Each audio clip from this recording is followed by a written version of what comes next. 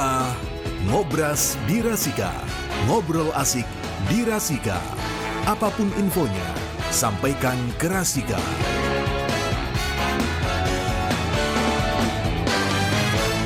Ya, apapun infonya sampaikan ke Rasika. Kita masih tetap di Ngobras, ngobrol asik di Rasika. Apapun infonya sampaikan ke Rasika. Ngobras berpalekat berbicara pemilu santai lebih dekat bersama KPU Kabupaten Pekalongan tiap hari Jumat. Dan kawan Rasika bisa saksikan lewat live streaming di www.rasikapekalongan.com atau saksikan langsung lewat YouTube Rasika TV Official maupun live Facebook KPU Kabupaten Pekalongan. Dan memang kita hampir tiap Jumat tuh ini mungkin sudah memasukin episode 100 lebih ya. Dan kawan sekalian juga perlu tahu bahwasanya KPU Kabupaten Pekalongan ini terdiri dari 5 komisioner. Di antaranya Ketua KPU Kabupaten Pekalongan Ibu Layatul Izzah, kemudian ada Divisi Teknis Penyelenggaraan, ada Mas Safik Naksabandi, anggota KPU Kabupaten Pekalongan, kemudian Mas Fathudin, beliau anggota KPU Kabupaten Pekalongan untuk Divisi Hukum dan Pengawasan. Kemudian ada Mas Dika Redana, anggota KPU Kabupaten Pekalongan, Divisi Sosialisasi Pendidikan Pemilih, Partisipasi Masyarakat dan SDM. Kemudian ada komisioner KPU yang berikutnya ada Mas Sigit Prayitno, beliau Divisi Perencanaan Data dan Informasi. Dan masing-masing meskipun pemilu pilkada sudah selesai, tapi masing-masing ternyata punya tugas yang harus dijalankan. Memang tingkat kepadatannya beda. Ketika pas pelaksanaan itu padat banget, dan sekarang kita mungkin ada yang belum tahu setelah pilkada pemilu ngapain aja. Iya, betul. Kalau kemarin ada Divisi Perencanaan Data dan Informasi, update data terus tiap hari ya. Dan sekarang kita harus tahu juga ini untuk Divisi Hukum dan Pengawasan. Sesuai tema kita pasca pemilu dan pilkada, Divisi Hukum dan Pengawasan ngapain sih? Iya. Ya. Seri kedua, Mas. Seri kedua. Seri kedua. Oh iya, seri kedua. Saking banyaknya kita butuh seri-seri. Iya, seri berarti satu-satu bisa, dua-dua bisa ya. Iya. Ya, ada Mas Fathudin, sekali lagi beliau ini Divisi Hukum dan Pengawasan KPU Kabupaten Pekalongan. Sesuai dengan tema kita tadi ya Mas Fathudin, ya. Setelah rangkaian pemilu dan pilkada selesai, ini kan orang bertanya-tanya. Ya. Terus apa sih pekerjaan di belakang layar yang langsung dijalankan oleh Divisi Hukum dan Pengawasan? Ya.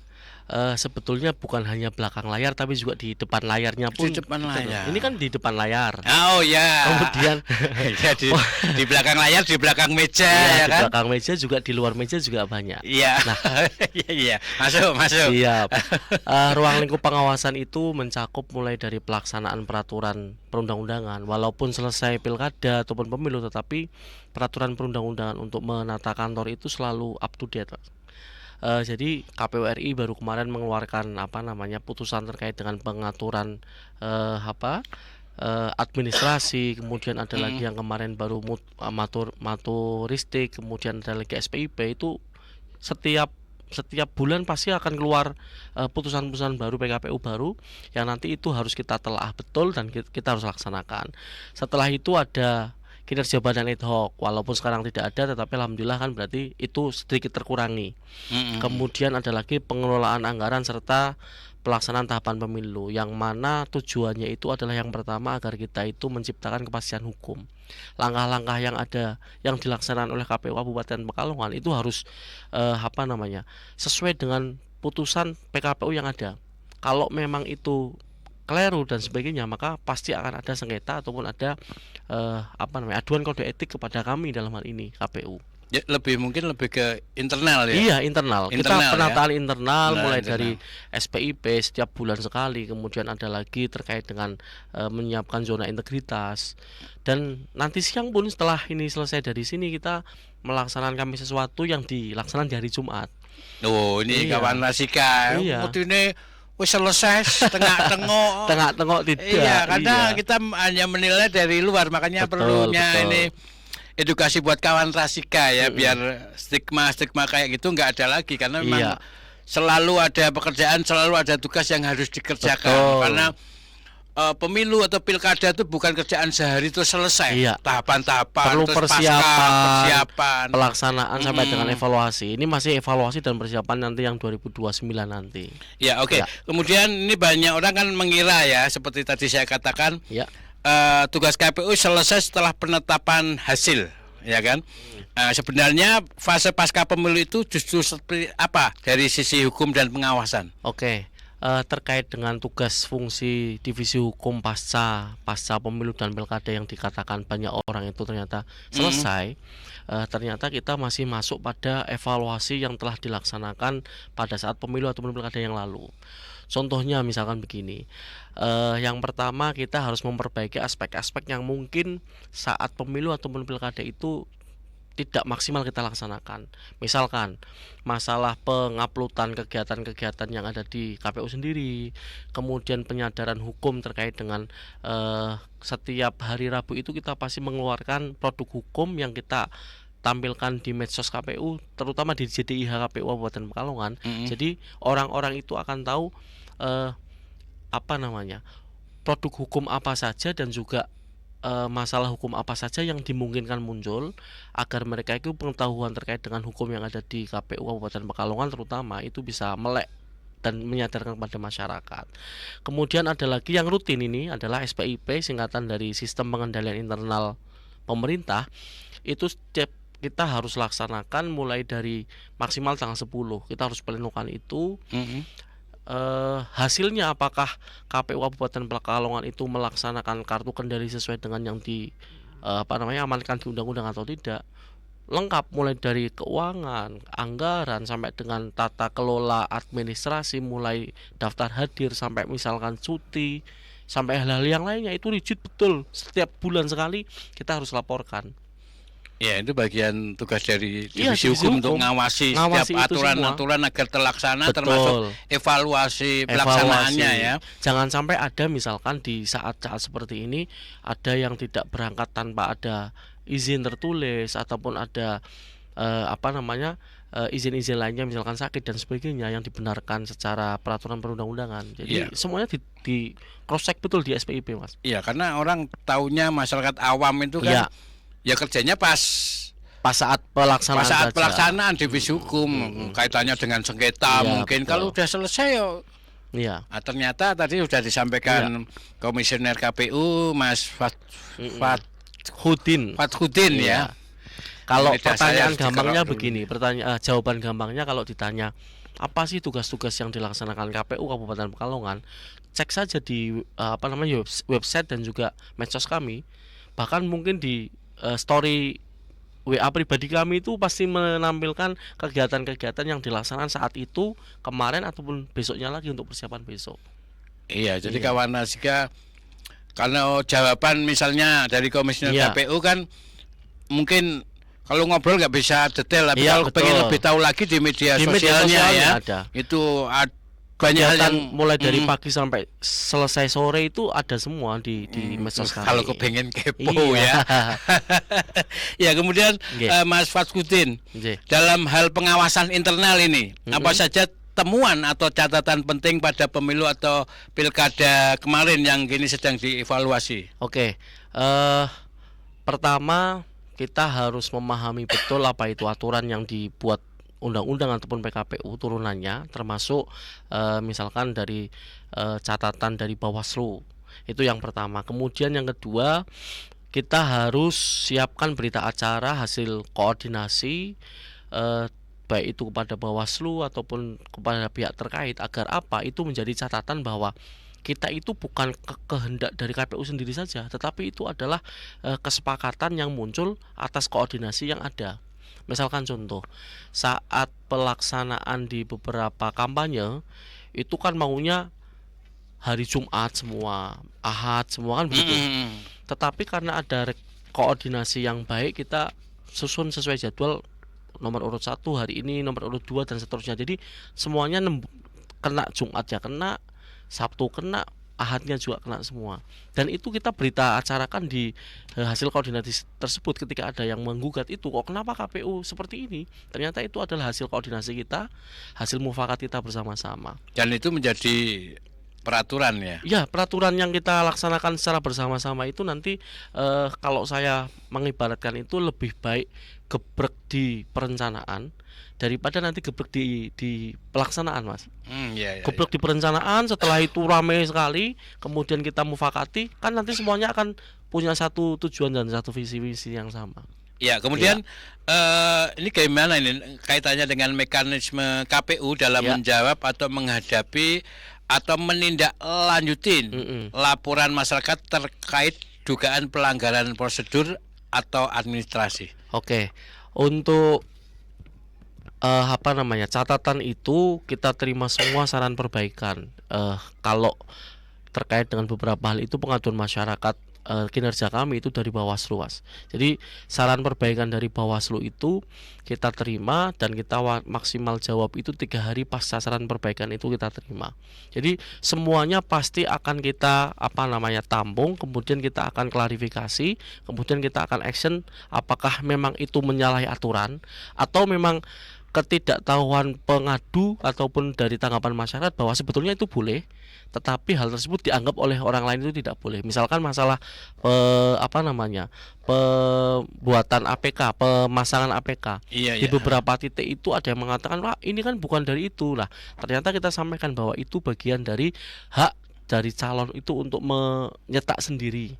Jadi itu bukan APK dari KPU, tetapi APK dari pihak-pihak terkait yang mungkin pendukung salah satu paslon, kan begitu. Jadi masyarakat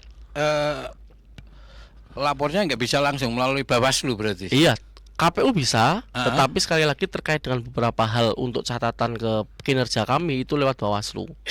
Ya, misalkan ada ya. yang matur ke KPU bahwa Pak ini apa namanya, ke PPK PPS ya misalkan, Pak ini pemasangannya ini. Itu kita langsung memang kalau memang itu salah langsung kita bersihkan betul. Tetapi kalau memang lapornya ke Bawaslu, nanti Bawaslu itu namanya saran perbaikan, Mas. Oh, Saran iya, iya, perbaikan. iya. Dan kita harus apa namanya, teliti dulu apakah saran perbaikan itu sesuai dengan apa yang mereka sampaikan atau memang ada hal-hal yang mungkin itu sebetulnya kita sudah melaksanakan secara betul, tetapi dianggap dalam tanda kutip keliru oleh masyarakat begitu. Iya, jadi masyarakat bisa langsung mengkritisi, mengadukan laporan ke KPU, langsung nanti akan langsung ditindaklanjutin atau ke Bawaslu. Bawaslu. Misalkan di medsos itu kita ada kemarin bahwa misalkan ada honor yang belum diberikan misalkan. Kita langsung terjun, kita cross check betul. Apakah betul seperti ini? Oh, ternyata itu belum laporan, Pak. Misalkan kami klarifikasi ke PPK ataupun PPS-nya, maka kita tidak lanjuti langsung. Ya. Iya, dan kita sering mendengar ini vulnerability assessment atau pemetaan kerawanan pasca pemilu. Betul. Apakah pemetaan ini juga kembali dilakukan? Oke. Karena kan tiap tahun mungkin kondisi masyarakat juga berbeda. Betul. Nah, terkait dengan ini apa namanya? Pemetaan kerawanan ini memang menjadi kekhasan dari Bawaslu. Kita memetakan sendiri terkait misalkan, oh daerah sana daerah yang mungkin rob. Kita nanti menyiapkan logistiknya sebelum ini kita laksanakan ini. Kemudian daerah sana daerah yang kemungkinan banjir setiap hari. Oh, ini kerawanannya lebih mengacu kepada kalau yang di luar konflik ya? Iya, di luar konflik. Tapi kalau yang Bawaslu itu yang sampai dengan konflik, termasuk rob, termasuk hal-hal yang lain. Kalau Bawaslu itu kekhasan dari Bawaslu yang itu. Iya. Tapi kalau kita bagaimana logistik itu datang tepat waktu di daerah misalkan daerah yang banjir dan sebagainya, kita lebih ke spesifik itu. Tetapi untuk yang lainnya masukan dari Bawaslu misalkan ini peta kerawanan ini masukannya adalah harus didatangkan logistik H-7 misalkan, ya kita teliti betul, telah betul, koordinasi dengan pihak-pihak terkait termasuk TNI Polri, bagaimana kalau kita laksanakan itu apakah itu nabrak dengan aturan yang ada atau tidak. Jadi begitu, Mas. Iya, oke. Kemudian ini sejauh mana ini koordinasi divisi hukum dan pengawasan KPU daerah dengan KPU provinsi maupun pusat setelah tahapan selesai? Ini kan tetap harus koordinasi, betul. Ya kan, selalu komunikasi juga kan. Tapi nanti ya Mas Fathudin kita lanjutkan lagi ya. Kita sejenak tetap di Ngobras Berpalekat, berbicara pemilu santai lebih dekat. Rasika FM.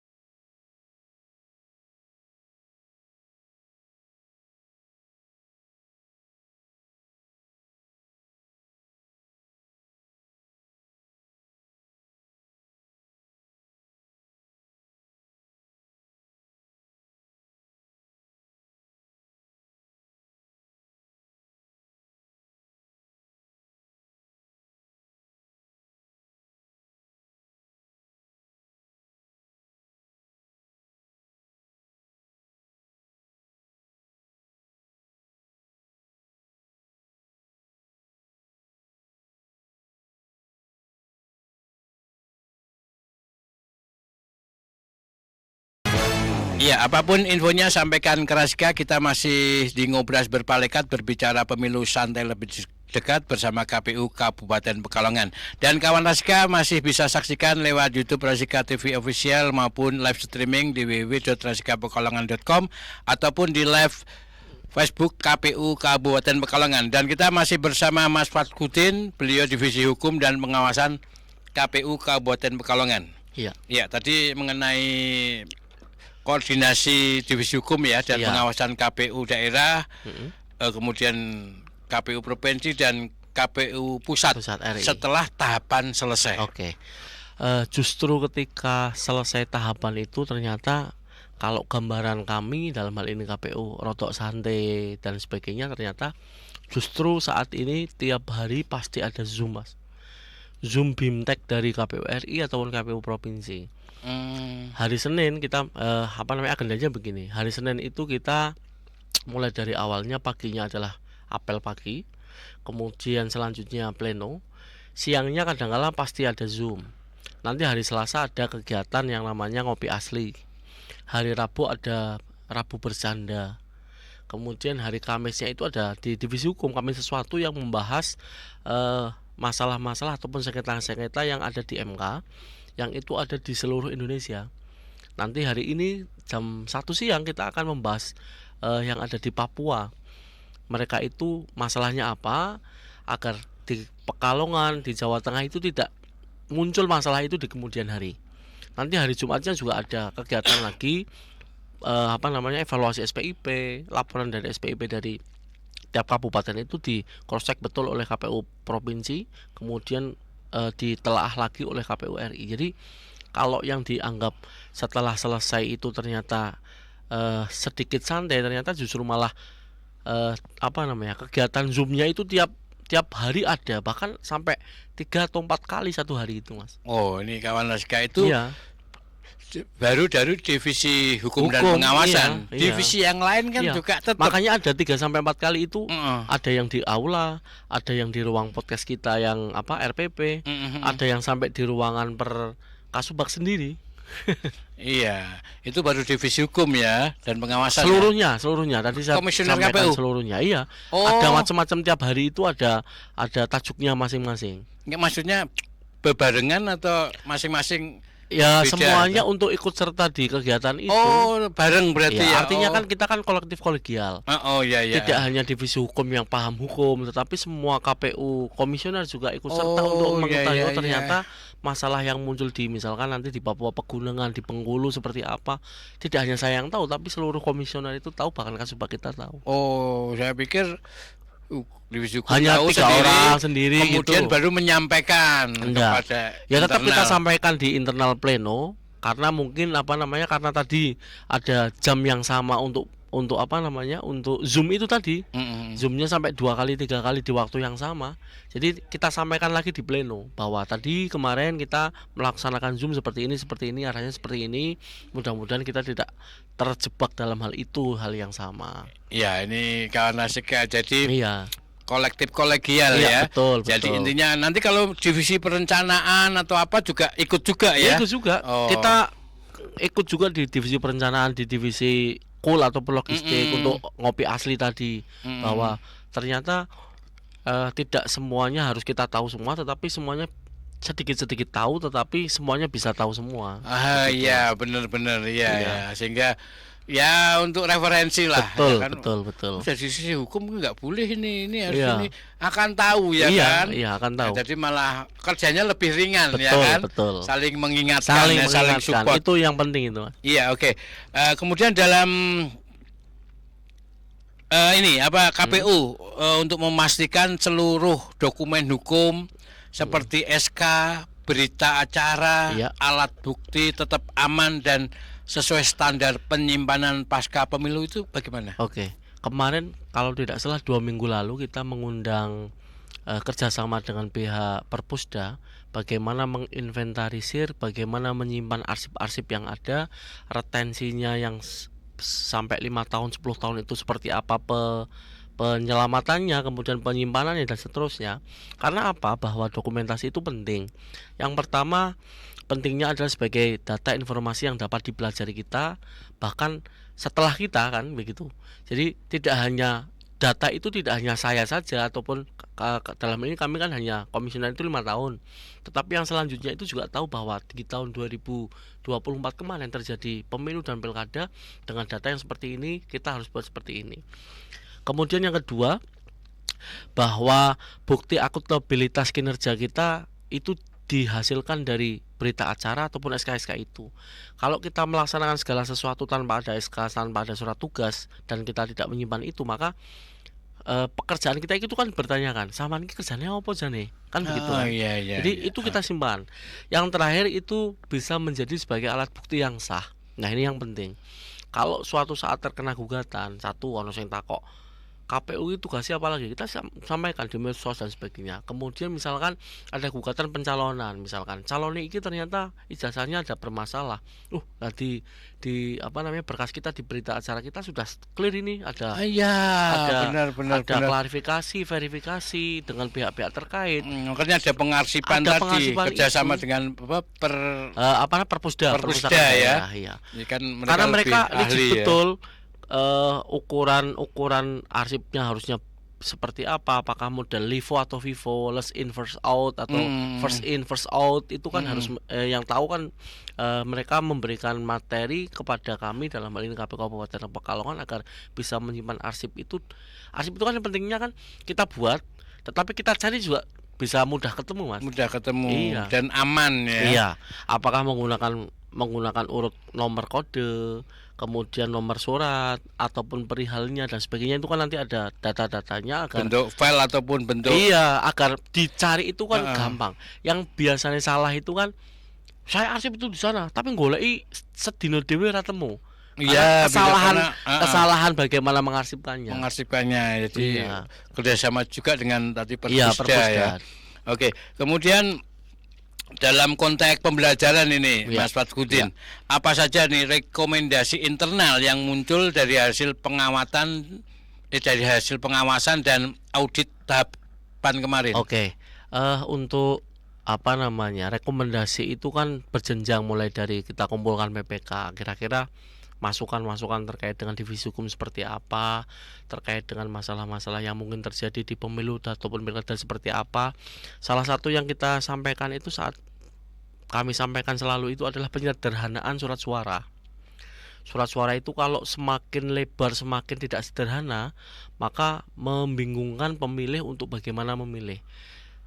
Kemungkinan rusaknya itu kan tinggi. Itu yang pertama. Dan alhamdulillah kemarin 2024 sudah sederhana, termasuk kami ikutnya sederhana. Kemudian yang kedua, itu juga mengacu peraturan KPU pusat. Iya, juga makanya rekomendasi apa yang menjadi catatan-catatan yang mungkin terjadi di lapangan itu kita sampaikan semua, dan nanti di KPU RI itu akan menggodok itu, kemudian membuat PKPU yang terbaru terkait dengan hal tersebut, Mas. Jadi tidak hanya mereka hanya mengangan-angan saja, tetapi harus ada langkah konkret di lapangan seperti apa sebetulnya, kesalahannya seperti apa, kekurangannya seperti apa, agar itu tidak terjadi di kemudian hari. Kemudian contoh yang lain lagi, keabsahan dokumen pencalonan, yang mana keabsahan itu apakah kita teliti betul, yang sekarang ramai itu kan kertasnya diteliti dan sebagainya. Yang kemarin itu yang di pemilu ataupun pemilu kada 2024 itu adalah kita wajib melaksanakan satu verifikasi. Verifikasi kepada pemberi ijazah, dalam ini misalkan SMA mana kita datangi, apakah yang bersangkutan itu betul-betul murid siswa sini dan diluluskan. Mereka membuat surat keterangan bahwa yang bersangkutan itu betul-betul siswa kami dan lulus pada tahun tersebut sesuai dengan ijazah ini. Itu kan clear. Kita verifikasi pada orang tersebut juga clear. Ya, artinya ketika ada sistem verifikasi, betul, manajemen verifikasi itu mungkin pernah mengacu kejadian sebelumnya atau ada pelanggaran atau ada gimana? Misalkan salah satu calon kita untuk di Kabupaten Pekalongan sampai dengan ini alhamdulillah tidak ada, tetapi di beberapa kasus yang terjadi kita lihat di Kami Sesuatu itu ada yang kejar paket, misalkan kejar paket. KPU-nya cross check ke kejar paket tersebut, apakah benar ini ada begini? Oh tidak, Pak, Berarti otomatis kita coret. Kita coret di KPU tersebut, dicoret bahwa ini tidak layak menjadi calon dan seterusnya. Oh iya, karena ada tadi Verifikasi kejar itu paket tadi. itu juga kesetaraan Iya, itu ya. kan minimal SMP. harus SMA. Ah. Nah, SMA-nya itu ada permasalahan di situ. Kalau yang di calon itu mulai dari SD, SMP atau sederajatnya sampai SMA itu kita cross check betul terkait dengan apakah runtut dan seterusnya. Tapi sistemnya masih verifikasi kepada calon dan juga verifikasi kepada pemberi ijazah Pemberi tersebut. ijazah ya. Baik yang Formal maupun yang non formal atau Iya, kesetaraan tadi ya. tadi. Oke. Kemudian ada nggak ini ada tidaknya kasus atau potensi sengketa yang akhirnya tidak muncul ke publik karena kemungkinan bisa atau berhasil diselesaikan secara administratif lebih awal. Oke. Kayak tadi itu Oke. juga. Sebetulnya untuk di KPU Kabupaten Pekalongan itu sampai dengan kemarin itu tidak ada sengketa. Artinya kita bisa menuntaskan seluruh tahapan-tahapan yang ada itu dengan lancar, walaupun sekali lagi mungkin ada banyak kendala lah. Misalkan contoh perekrutan ad hoc badan ad hoc PPK PPS, ada beberapa yang kita harus tuntaskan karena saat itu yang bersangkutan itu masih belum jeda 5 tahun. Karena dulu di 2019 yang bersangkutan itu jadi caleg. Misalkan guys, sampean jadi caleg, nyalon PPK ataupun PPS badan ad hoc. Kita telusuri betul, ternyata ini belum sampai dengan 5 tahun, padahal di undang-undangnya harus selesai kurang lebih 5 tahun yang lalu kan begitu. Jadi itu otomatis kita coret, tidak sampai dengan publik kita sampaikan di publik, tetapi langsung kita hati-hati betul, cross check betul administrasi seperti itu agar tidak di kemudian hari muncul sengketa. Karena kalau yang terjadi misalkan seperti itu menjadi calon, jadi kan pasti ada orang yang dia kan jadi caleg udah 5 tahun, pasti muncul seperti itu. Iya, Jadi, kalau nggak jadi sih nggak kalau masalah. nggak jadi nggak masalah, Nggak tapi ada yang, jadi misalkan jadi, kan itu iya. masalah. Lah, sebelum kita muncul masalah, yang bersangkutan memang sudah kita coret terlebih dahulu sesuai dengan administrasi yang kita telusuri dan kita kita cek betul itu. Iya. Kemudian ini bagaimana nih pendekatan divisi hukum KPU terhadap penyelenggara ad hoc seperti PPK, PPS, KPPS setelah pemilu? Ada nggak evaluasi khusus? Kalau yang sekarang kan sudah tidak ada ad hoc ya, tetapi kita bicara 2 bulan pasca pilkada misalkan. Pasca pilkada ya. Mereka itu sebelum tugasnya selesai harus mengumpulkan yang namanya laporan kinerja mereka. Apa yang mereka laksanakan, apa yang mereka kerjakan selama menjadi PPK, PPS ataupun KPPS. Kemudian yang kedua kita laksanakan evaluasi berjenjang. PPK mengevaluasi PPS, PPK dievaluasi oleh KPU. Mereka menyampaikan rekomendasi-rekomendasi apa agar kinerja di KPU kabupaten terutama itu bisa kita tindak lanjut kita teruskan sampai dengan provinsi sampai dengan KPU RI yang tadi saya sebutkan rekomendasi itu tadi. Ini ke pasca ya? Iya, berarti? ke pasca. Jadi pasca itu sudah penetapan hasil atau belum itu? Evaluasi ini. Ya evaluasi itu setelah penetapan hasil. Setelah penetapan hasil. Sesuai dengan undang-undangnya adalah 2 bulan pasca mereka pelaksanaan. Jadi masih ikut itu. Ya. Kemudian KPU juga harus melakukan pendidikan hukum pemilu secara berkelanjutan setelah pemilu selesai. Nah, program seperti apa yang biasanya dilakukan ini? Yang pertama, ini salah satunya kerjasama di Rasika yang semacam ini itu menjadikan penyadaran hukum di masyarakat bahwa bagaimana menjadi pemilih dan juga mereka itu kan punya hak 2 masyarakat itu. Yang pertama mempunyai hak dipilih menjadi calon ya. Yang kedua adalah hak memilih. Bagaimana menjadi orang yang dipilih ataupun yang memilih itu dengan baik bijak melaksanakan haknya dan kewajibannya. Kemudian yang kedua kita laksanakan podcast. Ini kita baru launching beberapa bulan yang lalu, namanya podcast Bisik. Kita menyampaikan hal-hal dengan mengundang pemateri ataupun narasumber dari Kesbangpol, Dukcapil dan seterusnya. Itu kita rutin dan nanti akan kita tampilkan di YouTube kami di tiap hari Rabu dan Jumat.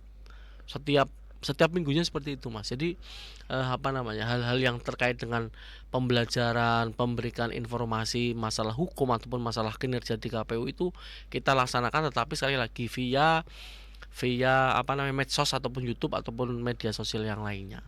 Iya, dan Ya. yang jelas itu semuanya dilakukan secara kolektif, Kolegial kolegial, ya. saling support, Betul. saling melengkapi ya. Ya. Oke. Karena ada estimasi anggaran yang ada efisiensi anggaran itu kita bagaimana mengolah itu. Di Iya, antaranya masalahnya itu, itu.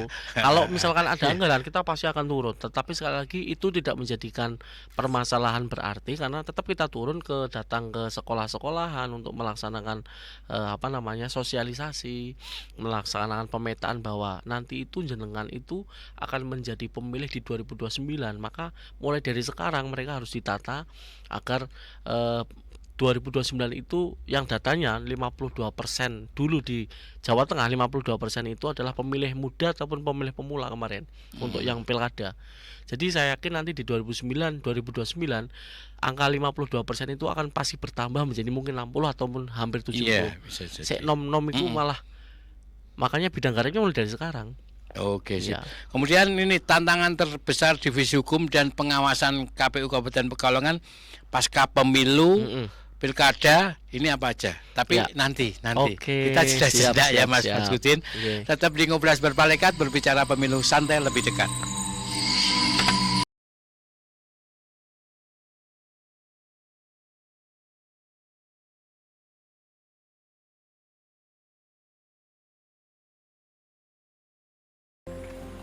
Hari ini kelas kita ada pemilihan ketua kelas ya? Iya, menggantikan ketua kelas yang pindah sekolah. Aku boleh dong jadi ketua kelasnya.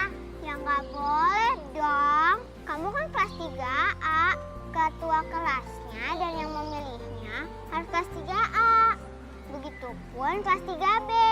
Kenapa harus dipilih lagi? Kan ibu guru bisa langsung tunjuk siapa penggantinya. Ketua kelas itu akan memimpin kita. Jadi harus dipilih kita juga. Dari kita untuk kita juga. Kan asik jadinya. Yaudah yuk, kita masuk. Ayo.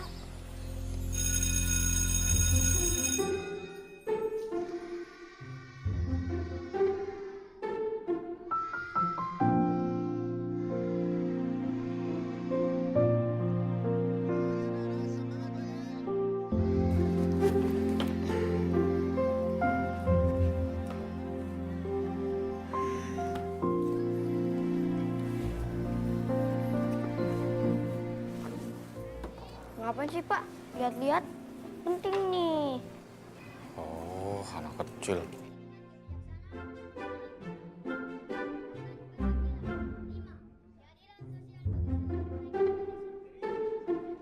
Loh, kenapa kamu masih di sini, Bayu? Nggak masuk?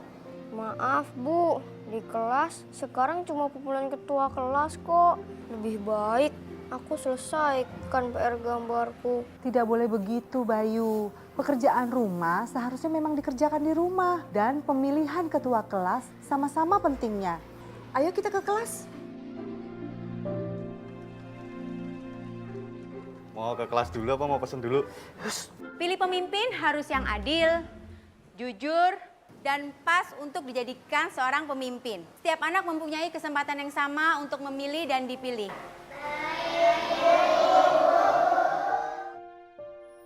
Bayu, Lihat teman-temanmu, Bayu. Mereka semua senang ikut memilih. iya Bayu, memilih ketua kelas itu adalah merupakan tanggung jawab kita.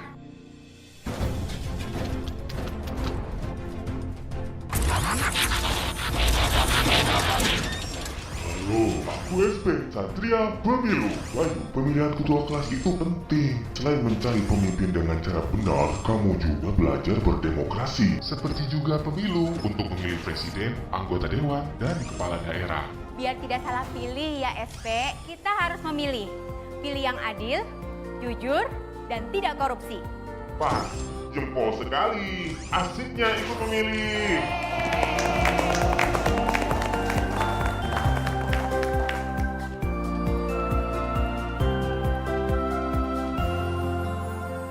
Lihat ada robot SP di luar.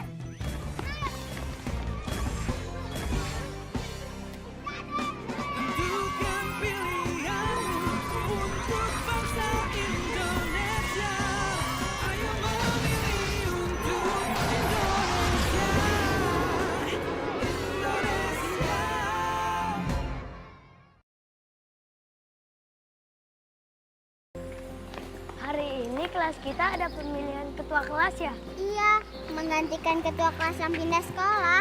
Aku boleh dong jadi ketua kelasnya. Ya nggak boleh dong. Kamu kan kelas 3A.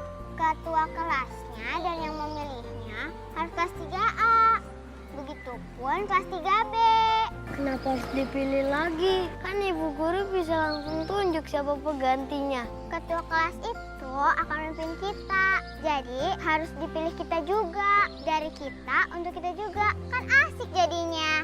Yaudah yuk, kita masuk. Ayo.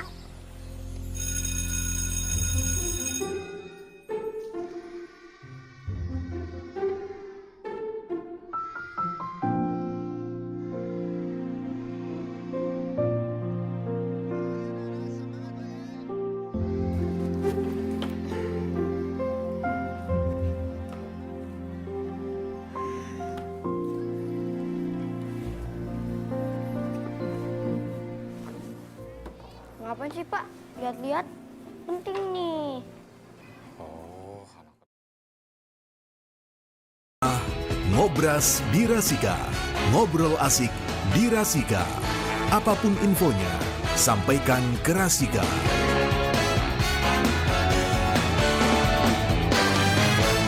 Ngobras berpalekat berbicara pemilu santai lebih dekat bersama KPU Kabupaten Pekalongan. Kawan Rasika, kita melanjutkan tema kita yaitu pasca pemilu dan pilkada, divisi hukum dan pengawasan ngapain. Nah, tadi sudah dijelaskan panjang lebar oleh Mas Fatkudin, beliau divisi hukum dan pengawasan KPU Kabupaten Pekalongan. Dan kawan Rasika masih bisa saksikan lewat YouTube Rasika TV Official, ataupun yang mau gabung bisa gabung lewat live streaming di www.rasikapekalongan.com atau live Facebook KPU Kabupaten Pekalongan. Oke, Mas Fatkudin, kita lanjutin lagi pertanyaan yang tadi kita sampaikan. Tantangan terbesar dari divisi hukum dan pengawasan KPU Kabupaten Pekalongan pasca pemilu dan pilkada ini apa aja sih tantangan terbesarnya? Tantangan terbesar kami adalah dalam hal ini divisi hukum dan pengawasan KPU. Yang pertama adalah memastikan bahwa pelaksanaan hal-hal yang ada di kantor, kinerja-kinerja di kantor itu dimaksimalkan dengan baik. Itu yang pertama. Karena setiap bulan itu kita harus melaporkan dalam SPIP, kartu kendali-kendali itu. Kemudian yang kedua, kita memastikan bagaimana dengan anggaran yang terbatas bisa memberikan pengetahuan kepada masyarakat bahwa pilkada dan pemilu itu tidak hanya pelaksanaan saja, tetapi mulai dari sebelumnya pra election itu harus kita manfaatkan betul untuk bagaimana menyadarkan bahwa ternyata hak memilih dan hak dipilih itu harus terpatri di masyarakat, termasuk pemilih pemula yang nanti akan menjadi pemilih pertama kali di 2029 itu, bidang garapnya itu. Karena mereka pasti mempunyai pertanyaan cara nyoblosnya bagaimana. Kita belum pernah nyoblos di TPS, karena biasanya mereka pemilihan ketua OSIS ya. Jadi kita dompleng itu untuk menyampaikan bahwa ini adalah bagian hak berdemokrasi yang baik agar menjadi masyarakat yang ataupun pemilihan yang integritas, yang baik, akuntabilitas, hasilnya juga bisa dirasakan. Nek salah pilih iku sampean kan hasilnya 5 tahun ke depan itu yang merasakan sampean. Iya, jadi edukasi ke calon-calon pemilih juga penting, ya. Termasuk pemilihnya yang mungkin kemarin itu masih belum terlalu aware terkait dengan itu juga kita sampaikan. Iya, artinya banyak edukasi yang bisa disampaikan ya, betul. Cara nyoblos kadang kan masih gagap. Terus cara memilih yang benar lewat sesuai rekam visi-misi. Iya. Termasuk pendampingan bagaimana hoax itu menjadi masalah kan. Oh iya. Orang itu dimatikan karakternya dalam media sosial. Kalau setiap hari kan jenengan bangun tidur yang dicek HP-nya dulu, ngecek dulu ada berita apa ini. Tantangan masuk atau belum, kadang itu. Itu salah satunya itu. Iya, benar-benar. Jadi literasi tadi ya, karena hoax itu bersebaran di media sosial ya. Apalagi ada teknologi AI ya yang membuat bisa dibuat tidak hanya foto, video pun bisa dibuat seperti ini benar apa salah gitu. Iya, kadang orang terjebak, makanya perlu searching juga, Ya, betul, ada literasi betul. pembanding benar nggak berita ini, jangan langsung percaya karena Ah, ah. ketika AI itu kita ngomong apa persis banget Persis, ya, betul. padahal tadinya nggak ngomong kayak gitu di Iya. sebuah forum ya Iya, kan, betul. itu kalau nggak ada literasi media yang kuat ya akhirnya terjebak Makanya harus hati-hati hoax, kalau ya. yang dulu itu disampaikan mulutmu harimaumu, sekarang jarimu harimaumu bisa menjadi. Nah, iya. Ada Iya. konsekuensi hukum Betul, tersendiri ya. betul ya. Oke, kemudian apakah ini sudah mulai persiapan awal ini menuju pemilu atau pilkada berikutnya?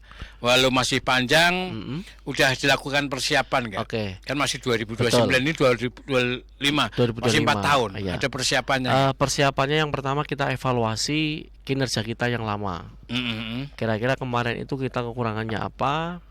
Kita bagusnya di mana kita pertahankan. Kalau yang kurang kita maksimal benahi itu. Kemudian yang kedua kita mencari kegiatan-kegiatan yang mungkin itu bisa menjadi masalah di kita misalkan. Lah itu kita sering melaksanakan kami sesuatu itu melihat proses hukum yang ada di MK yang kalau kita itu tidak bersengketa di MK maka pengalaman itu tidak kita rasakan. Misalkan di Kabupaten Pekalongan kan tidak ada sengketa. Nah, caranya biar kita itu merasakan bahwa itu ada sengketa ya kita sinau-sinau dilihat di YouTube-nya MK kan terbuka sekarang. Kemudian ada sidang-sidang KIP, sidang informatika seperti kemarin di Solo itu. ya. Nah, kita lihat itu kita harus merasakan bahwa kalau kita menjadi termohon seperti itu kita harus bagaimana. Iya, Nah. belajar dari Dan mudah-mudahan tidak menjadi termohon di di sisi kapanpun misalkan, karena kita harus mulai dari memetakan di daftar inventari masalah yang mungkin muncul dengan meminimalisir itu. Jadi mudah-mudahan ya tidak, tetapi bagaimana belajar seperti itu muncul karena kita harus melihat MK, kemudian melihat sidang-sidang seperti itu. ibaratnya tuh belajar sesuatu nggak harus ngalamin Betul, sendiri tapi tidak bisa harus ngalamin belajar sendiri. dari yang sudah-sudah Jadi ya. ketika nanti suatu saat ngalami, walaupun itu mudah-mudahan tidak ya. Iya, Jadi putih banget. Iya kan. Iya. Kalau sengketa itu kan kadang-kala memang kita sudah mempersiapkan segala sesuatunya, tetapi pressure yang belum pernah kita laksanakan itu kan kadang-kala menjadi menakutkan dan juga menjadi momok yang kita jangan-jangan salah. Iya. Padahal ada konsekuensi hukumnya kan. Jadi antisipasi lah Betul, ya. betul. Oke, terakhir ini Ya. Mas Fatkudin. Apa pesan Mas Fatkudin untuk masyarakat atau untuk kawan Rasika agar tetap kritis namun juga memahami proses hukum pemilu dengan benar? Oke, yang pertama mari jadi masyarakat yang baik, mari jadi masyarakat dan juga pemilih yang luar biasa karena saya yakin partisipasi dari masyarakat itu adalah kunci daripada demokrasi ini berjalan terus. Kemudian yang kedua, pentingnya legalitas dalam setiap tindakan KPU bahwa kami menyampaikan kepada masyarakat apa yang menjadi kinerja kita itu adalah aturannya ada, kemudian undang-undangnya ada, peraturannya ada, tinggal kita melaksanakan itu, maka kita bisa pertanggungjawabkan dan dapat menjadikan itu tidak menjadi sengketa karena kurangnya trust dari masyarakat itu menjadikan legalitas pemilu itu kadang-kala dipertanyakan walaupun kadang-kala kita sudah berjalan benar itu dianggap salah. Apalagi salah, Nah, kan begitu. nggak mungkin dianggap benar. Nggak mungkin dianggap benar, pasti lebih salah lagi. Lebih kan salah begitu. lagi. Wong benar sesuai dengan undang-undang PKPU peraturan saja masih dianggap salah, apalagi kalau kita melaksanakan kesalahan, sedikit pun itu tidak boleh salah.